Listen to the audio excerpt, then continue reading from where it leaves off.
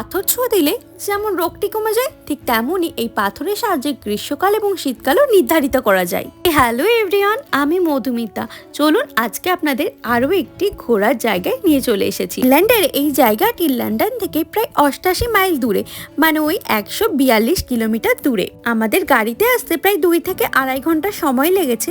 এখানে আসার জন্য একটি টিকিট লাগে, যেটি আপনি আগের থেকেও কাটতে পারেন অথবা সেই জায়গায় গিয়েও কাটতে পারেন। জায়গাটি একটা বিস্তর জায়গার উপরে আছে। আপনি যদি গাড়ি করে কিংবা বাসে করে আসেন, পার্কিং এরিয়া থেকে আপনাকে টিকিট কেটে ঢুকতে হবে এবং তারাই আপনাদেরকে একটি বাসে করে নিয়ে যাবে সেই আসল জায়গাটি, যেখানে সেই পাথরগুলি আছে, যা ছুঁয়ে নাকি আগেকার দিনের মানুষের বিশ্বাস ছিল সমস্ত রোগ সেরে যেত এবং শীতকাল গ্রীষ্মকাল সবটাই নাকি নির্ধারিত হতো এই পাথরের সাহায্যে। জানেন, আমাদের ভগবান শ্রীকৃষ্ণর যত বছর আগে এসেছিল এই পৃথিবীতে, ঠিক তত বছর বয়সী এই পাথরগুলোর, মানে প্রায় 5 থেকে 6,000 বছর পুরনো এই পাথরগুলো। এই পাথরগুলো কে বানিয়েছে, কবে বানিয়েছে তার কিন্তু কোনো ঠিক নেই, কিন্তু এই পাথরগুলো পরীক্ষা করে জানা গেছে সেগুলো প্রায় 5,000 বছরেরও পুরনো পাথর। জানেন তো, এখানে যে পাথরগুলো আছে এগুলো ক্যালেন্ডার হিসাবে ব্যবহার করতো মানুষ।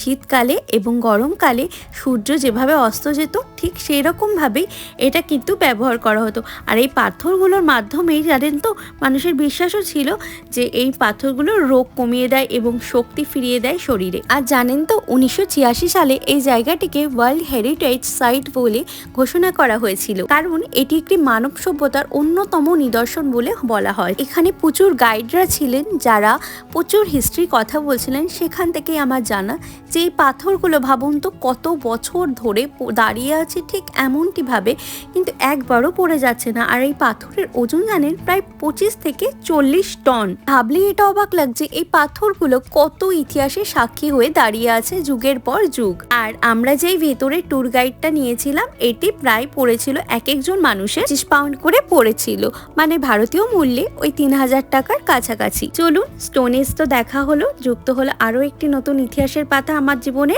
দেখা হচ্ছে পরবর্তী